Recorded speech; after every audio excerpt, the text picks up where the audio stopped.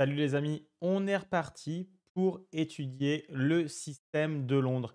Et vous me l'avez demandé, qu'est-ce qu'on fait quand on ne peut pas mettre le système de Londres en place? La promesse de ce système, c'est vraiment de jouer un petit peu tout le temps la même chose et de réussir à placer, sortir les pièces rapidement de la même manière. Quoi qu'on l'a vu, selon ce que nous jouait l'adversaire, on s'adapte quand même. Il y a eu plusieurs chapitres, plusieurs vidéos sur ce sujet-là. Je vous les mets en description. Je vous invite à aller les voir si vous ne les avez pas encore vues. Et n'oubliez pas, si vous aimez ces vidéos, abonnez-vous à la chaîne, activez la petite cloche pour avoir toutes les notifications quand je sors de nouvelles vidéos. Allez, c'est parti, on attaque les différents sujets autour du début de Londres. Alors, c'est parti, puisqu'il y a plein d'ouvertures qui empêchent de mettre un bon début de Londres en place. Déjà, qu'est-ce qu'on peut citer? D6 ou G6 d'ailleurs. Il n'y a pas que D6, G6 c'est un petit peu la même chose. Ça vous empêche de mettre votre début de Londres en place. Pourquoi? Parce que si vous jouez de manière un peu basique, fou F4, votre adversaire va faire fou G7, vous allez jouer E3 un petit peu comme d'hab. D6, première alerte. L'adversaire est en train de construire un plan pour faire E5. Alors vous allez faire cavalier F3, j'ai théorisé cela, je vous l'ai montré dans une des vidéos sur le début de Londres avec un fianchetto noir. On jouait cavalier F3 et je vous ai même proposé deux variantes d'ailleurs, et la variante 12 fou E2, pour ceux qui s'en souviennent, marche très bien. Sauf que là, mon adversaire pour l'instant n'a pas sorti son cavalier en F6 et c'est la base. L'adversaire va ici jouer cavalier D7 et met en place la poussée E5. Alors, on peut le jouer le début de Londres, mais ce sont des mauvaises conditions. Là, normalement, on évite de le faire. Donc, évitez-moi cette situation, s'il vous plaît. Et ça veut dire que sur D6 et G6, c'est la même chose. Là, j'avais fait G6 au premier coup pour vous le montrer. Mais sur D6, c'est exactement la même chose. Fou F4. Et là, l'adversaire fait malinement G6. E3, fou G7. C'est un système connu par les joueurs noirs quand ils savent que vous faites le début de Londres à l'avance. Donc, à vous d'en prendre conscience. Et du coup, sur les D6 et G6, qu'est-ce qu'il faut jouer? On va retomber dans ce qu'on appelle une pirque et vous allez jouer E4. Voilà ce que je vous propose sur ces débuts D6 et G6. Vous jouez E4. C'est plus un début, d'ailleurs, qu'on trouve quand on joue E4 au premier coup, ce début pirque, ou ce début moderne si on a joué G6 en premier. Euh, Néanmoins, ça donne une très bonne position pour les blancs. Donc, c'est pour ça que je vous propose ce système-là. Comment on va continuer? Vous allez sortir votre cavalier C3. Il y a deux systèmes généraux, si vous voulez. Votre adversaire risque de faire un fianchetto. Et soit vous jouez ce qu'on appelle l'autrichienne et vous sortez vos pièces derrière ce trio de pions. Voilà ce que je vous propose. Je vous montre ça rapidement avec des flèches. Il n'y a pas besoin de connaître pour l'instant une grande théorie, mais déjà, vous avez un schéma de jeu. Donc, l'autrichienne, c'est un des grands classiques. Ou alors, typiquement, sur les systèmes comme celui-là, sur cavalier F6, cavalier C3, on peut jouer donc F4, je l'ai dit, l'autrichienne. Et sur un coup comme G6, il y a toutes les sorties du fou, soit en E3, soit en F4, soit en G5. C'est selon. Les trois marches. Il y a des petites différences. Le coup usuel, c'est plutôt fou E3. Et l'idée de ce coup-là, ça va plutôt être de jouer avec Dame D2, un grand roc à terme, mais vous n'êtes pas obligé de le faire tout de suite, ce grand roc. Et vous allez essayer de balancer l'attaque qu'on appelle de roc opposé, puisque le joueur noir va petit roquer. Et vous avez une configuration Dame D2, fou E3, qu'il va falloir valoriser avec un fou H6. Et vous viendrez échanger le fou du fianchetto qui va se poster là. Voilà globalement comment il va jouer sur la pirque et la moderne. J'ai proposé deux plans sans rentrer dans le détail. Je vais maintenant vers d'autres ouvertures pour vous proposer les schémas de jeu. Voilà ce qui m'intéresse sur ces ouvertures rares. Une autre ouverture rare sur D4 où vous ne pourrez pas mettre votre début de Londres en place, c'est D4 C5. Je ne vous conseille pas de jouer C3 pour essayer de retomber dans un début de Londres par un autre ordre de coup.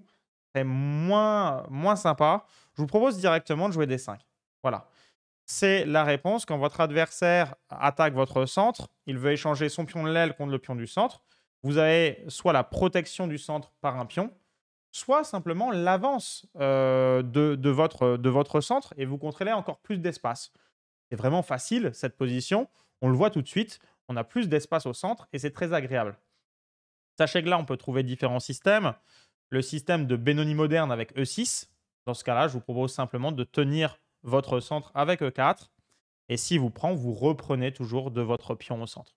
Ensuite, vous allez vous développer dans ces positions-là naturellement. Sur D6, je fais cavalier F3. Je sors mes 2 cavaliers en premier et sur les cases naturelles. Et sur fou E7, on pourrait mettre le fou en B5. J'ai simplement joué la fou E2. Petit roc, petit roc. Vraiment, pour moi, c'est naturel. Et attention, la petite mise en garde, c'est que sur tous les A6, vous ne laissez pas l'adversaire prendre tout l'espace sur l'aile dame. Dans ces positions-là, on fait toujours le coup A4 pour bloquer la poussée B5. Ça, c'est très important à retenir. Donc, je vous le dis, voilà une partie de très forts joueurs. Je vous l'ai dit, hein, dans ces recueils de parties pédagogiques, je vous donne les bons systèmes que je donne à mes élèves. Et là, j'ai choisi vraiment de donner les systèmes les plus simples. Pas forcément les débuts les plus joués à haut niveau. C'est vraiment ceux qui sont pour moi les plus simples. Je continue là encore. Donc, cavalier A6 ou F4. Alors, pourquoi ce cavalier A6? Ben, pour rebondir en C7 et ne pas bloquer le fou, parce que si on jouait cavalier BD7, le cavalier avait moins d'avenir. En C7, il prépare des idées à base de B5 à terme. Vous pourrez là encore jouer A4. Voilà. Continuez à bien développer vos pièces. Petit exemple de partie, cette fois-ci, c'est un recueil de parties pédagogiques avec aussi des parties de très forts joueurs. B6 pour E1, fou B7 et fou C4. Et là, on est dans un système où donc fou B7, c'était pour appuyer sur le pion D5. J'ai mis mon fou en C4, je tiens le pion D5 et l'adversaire est un petit peu coincé. Qu'est-ce qu'il va falloir faire? Ben, améliorer sa dame, doubler les tours. De toute façon, quand vous ne savez pas quoi faire dans une position saine, améliorez vos pièces. Et généralement, l'adversaire va souffrir. C'est ça qu'il faut faire dans les positions agréables. Améliorer ses pièces, ça marche toujours. Restreindre les pièces adverses, c'est aussi une bonne idée. Ok, on a expliqué la Benoni moderne avec ce schéma avec C5 directement, D5. Eh ben, je vais vous montrer quelque chose qu'on m'a joué. C'est un maître lors d'un tournoi à Cannes, à la dernière ronde, un maître indien qui m'a joué ici F5. Je ne l'avais jamais vu. Autant D4, F5 au premier coup, on va revenir dessus, ça s'appelle la hollandaise et je vais vous donner un système. Autant C5 et F5, la première fois qu'on m'a joué ça, j'avais un petit peu halluciné. En fait, il y a une solution sur ce système-là qui est assez sympa. Il faut le savoir. Je ne le savais pas à l'époque, c'est pas ce que j'avais joué. Mais je vous conseille le coup E4 qui ressemble à un gambit. Mais au final, c'est un faux gambit parce que vous allez récupérer. Alors, c'est pour dégommer le pion qui maintient la sécurité du roi, hein. On commence à ouvrir. Et il a déjà donné un petit indice que son roi était faible. Donc, on commence à aller le chercher. En fait, je donne mon pion central, c'est vrai, contre un pion de l'aile. Mais vous l'avez compris, c'est pour attaquer le roi. Et ensuite, je veux un développement naturel et récupérer le pion. Donc, cavalier C3, j'attaque le pion E4, tout le monde comprend. Cavalier F6. Cavalier GE2 dans la foulée me permet par cavalier G3 tout de suite de récupérer le pion. Et vous allez avoir une position saine avec vos 2 fous qui peuvent sortir très rapidement. Pour les plus kamikazes d'entre vous, pour ceux qui ont vraiment du panache, ceux qui aiment les gambits, F3 est aussi un coup théorique dans cette position avec l'idée que sur E prend F3, j'accélère mon développement du cavalier par cavalier prend F3. Mes 2 fous peuvent sortir. J'ai une grande colonne ouverte dès que je fais le petit roc pour ma tour. Ça, pour les joueurs d'attaque, ça peut être aussi assez sympa. Néanmoins, pour tout vous dire, je pense que le coup que j'ai proposé avec C5, F5, là, vous n'allez pas le rencontrer tous les jours. Moi, je l'ai eu une fois dans ma carrière de joueur avec X milliers de parties jouées en match officiel. Enfin, vous avez peut-être déjà été confronté à cela. Ça existe, la vieille Benoni, ça s'appelle comme ça. L'adversaire, finalement, reprend le centre parce qu'il voit qu'il est défaillant au niveau du centre. Bah, écoutez, vous construisez vous aussi toujours au centre. Et sur ça, pour ne pas se prendre la tête, je ne vais pas rentrer dans les grandes lignes théoriques que je pourrais vous enseigner, mais je vais vous proposer un petit plan assez simple. Vous développez vos pièces, j'ai envie de dire presque naturellement, et vous allez ensuite faire un tout petit changement. Vous allez jouer le cavalier en E2. Alors, l'idée assez sympa que je vais vous proposer, on va développer l'autre cavalier naturellement, faire petit roc et amener le cavalier en G3. Et en bout de chaîne, dans tout ça, vous allez jouer pour F4. Et ça donne des parties assez sympas. Ce n'est pas forcément le meilleur plan à haut niveau, mais c'est assez simple. Vous attaquez le centre avec un pion de l'aile, vous développez naturellement vos pièces. Ça vous fait déjà un petit schéma. Il est sympa sur cette vieille Benoni. Comme je l'ai dit, ce n'est pas le système le plus complexe, ce n'est pas le système le plus élaboré, mais au moins ça vous permet de gérer cette jungle théorique. Vous voyez, là, on va sur plein de petits systèmes et je donne des schémas différents. Donc, pour vous qui êtes dans le confort du système de Londres, bah, vous voyez que la théorie, c'est hyper vaste et j'essaie de me cantonner à des petits principes, des petits schémas de base. Et bah, je vais finir sur quoi? Bah, sur la hollandaise directement. D4 F5. Il est malvenu là encore de jouer fou F4 parce que vous allez prendre des schémas D6, cavalier D7 avec la poussée E5 que vous ne pourrez pas parer puisque l'adversaire fera G6 et fou G7. Et l'adversaire va être content. En fait, la fou F4 valoriserait en fait le système adverse. Donc vous n'avez pas joué un début de Londres sur la hollandaise. D'ailleurs, ça n'existe pas. Donc, j'ai cherché un peu ce que je pouvais proposer. Des fois, je propose cavalier C3 à des élèves, c'est intéressant. La grande théorie, c'est plutôt des fianchetto, puisqu'il n'y a pas de pion noir au centre.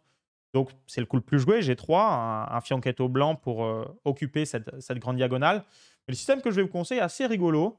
Je conseille fou G5 à des élèves bon, voilà, qui jouent le début de Londres. Donc, dans cet esprit de jouer des débuts rares. Et l'idée, c'est que si l'adversaire joue son coup naturel cavalier F6, vous pouvez donner votre fou pour casser le squelette de pion. G prend F6 n'est jamais joué dans cette position. Sinon, vous pouvez vous amuser avec une tentative de mat de l'imbécile. Regardez, sur G prend F6, il y aurait E3 voire E4 avec la menace de mat en H5 très pénible ici.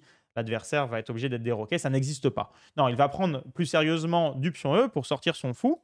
Déjà, il amène son pion du centre vers l'aile, ce qui n'est pas conseillé généralement. Et là, je vous propose un petit plan tout fait. E3, bah, vous sortez votre fou F1. Coup D3 pour le sortir sur la bonne case et peser sur le pion F5. Coup D6 c'est joué, c'est normal. Et là maintenant, je me régale. Je vous propose un plan extra, une partie d'un très fort joueur. Je l'ai déjà mis sur Internet, donc je sais qu'il marche très très bien. Dame F3, j'attaque le pion F5. Et après, il y a quelque chose d'assez sympa à retenir pour ceux qui aiment le jeu d'attaque. Et on est très très loin du début de Londres. Hein. H3. Alors H3, c'est un coup extraordinaire, particulièrement si votre adversaire rock. L'idée, c'est G4 en force pour ouvrir le petit roc noir. Il n'est pas obligé de le faire. D'ailleurs, dans la partie pédagogique que j'avais sélectionnée, sur C6, je fais G4 et je fais mal au squelette de pion ennemi. Franchement, ça fait hyper mal. Et là, bon, F4 peut être joué. C'est déjà hyper dur sur F prend G, H prend G. Et je menace déjà des idées de fou prend G6 avec la tour H8 en l'air. J'espère que vous voyez ce beau rayon laser. Si vous ne voyez pas les rayons laser, vraiment, allez regarder la méthode de tactique. J'en parle dans les cocktails de pièces. Vous devez visualiser les rayons laser sur les pièces non protégées, sur les pièces mal protégées. Bref, les pièces attaquées. Allez-y. Et du coup, ce petit plan avec H3, G4, dans cette position spécifique, il est sympa. Attention quand même, quand vous jouez fou G5, votre adversaire n'est pas du tout obligé de jouer cavalier F6. Il peut jouer d'autres coups. Un système à connaître, c'est H6. Parce que s'il est vrai qu'on peut craindre, en jouant fou H4, les G5, c'est quand même l'idée de notre ouverture, parce qu'on voulait contrôler la sortie du cavalier et casser le squelette de pion. Donc je le joue quand même. Et je ne crains pas G5. Pourquoi? Parce qu'il y a plein de schémas de mat de l'imbécile maintenant qui vont nous aider. Le mat de l'imbécile, c'est le mat sur cette diagonale-là. C'est le mat, le mat le plus court aux échecs qu'on peut planter dans une partie si l'adversaire joue mal. Mais en tout cas, là, je me sers de ce thème qui, le mat de l'imbécile, connaître les deux premiers coups, ça ne sert pas à grand-chose. Par contre, connaître le thème en règle générale, ça sert, puisque là, on va s'en servir sur G5. J'accepte de jouer fou G3. Et attention, je ne perds pas une pièce. Si mon adversaire joue F4, j'ai E3 avec le gain du pion F4 puisque je menace Dame H5. Voilà, Dame H5 qui est vraiment un super coup. C'est un super thème en tout cas. Donc l'adversaire joue cavalier F6 avant de jouer F4. Hein. Je vous montre si vous avez besoin. F4, E3, je menace ce pion-là et le mat ici. Hop, le mat avec la dame, évidemment. Donc cavalier F6, bon coup. Et maintenant, je calme le jeu. Je fais E3. Je fais E3. Mon adversaire était susceptible de roquer de ce côté-là. Donc, le fait d'avoir avancé tous ses pions, c'est quand même très bizarroïde. Et n'hésitez pas, dans ce cas-là, à commencer dès maintenant l'attaque avec H4. Ça veut dire quoi si vous faites ça? Évidemment, vous êtes plus susceptible de mettre un grand roc en place dans cette ligne si particulière où les noirs ont avancé énormément les pions devant leur petit roc potentiel. G4. Et là, bah, ça y est, je me prépare. Je fais cavalier C3. Je vais bouger ma dame en D2. Je vais faire cavalier E2 et peut-être cavalier F4. Sortir aussi ce fou-là et grand roquet. Très prochainement, j'ai envie que ça s'ouvre, donc je ferai des choses avec F3, E4. Voilà, globalement, j'essaie de rester sommaire pour ne pas partir dans tous les sens. C'est déjà assez dense pour vous. Enfin, pour finir, là encore, je reste sur cette défense hollandaise avec la petite clé que je donne avec ce système assez sympa avec fou G5. On peut voir G6 de temps en temps. Et dans ce cas-là, sur cavalier F6, je peux toujours casser le squelette, donc pas de souci. Vous pouvez déjà un petit peu comme dans le système précédent, faire H4 avec l'idée d'attaquer ce petit roc et ce fianchetto noir potentiel avec le pion F5, avec H4. L'adversaire, normalement, va ignorer avec fou G7. Vous pouvez déjà mettre le coup H5 en place, quoique il ferait H6, G5 pour verrouiller la position. Donc vous allez attendre un petit peu et vous faites cavalier C3 pour le moment avec l'idée à terme d'attaquer de ce côté-là. Sur H6, cette fois, vous reculerez en F4. Et un petit peu comme tout à l'heure, on va mettre les pièces en place pour attaquer le futur petit roc de l'adversaire. Cavalier F6, E3, D6. Et comme dans une des autres lignes, on va ramener du monde à la fête. On sait qu'il va roquer vraisemblablement de ce côté-là. Du coup, vous ramenez du monde à la fête avec dame F3. La dame peut passer là pour attaquer le pion. On a toujours ce grand roc qui est d'actualité. Mon cavalier peut venir en E2. Le fou peut venir en C4 au préalable. Bref, vous allez avoir une position assez sympa. J'essaie de ne pas aller trop loin là encore. On va s'arrêter là pour aujourd'hui. Je vous ai donné un système contre la hollandaise, un système contre la Benoni, vieille Benoni et la Benoni hollandaise C5, F5 en même temps. Et je vous ai parlé des systèmes pires et modernes où j'ai dit qu'il ne fallait pas jouer le début de Londres. J'espère que ça va déjà beaucoup vous aider pour avancer autour des débuts autres que le début de Londres. Et maintenant, je vous le redis, n'hésitez pas à mettre des commentaires pour me dire ce que vous voulez en termes d'ouverture, les clés majeures des ouvertures qui vous intéressent. Et n'hésitez pas à commenter les vidéos aussi pour me livrer vos différentes idées et les points d'amélioration si vous en voyez. Allez, je vous dis à très bientôt. Salut, bye bye.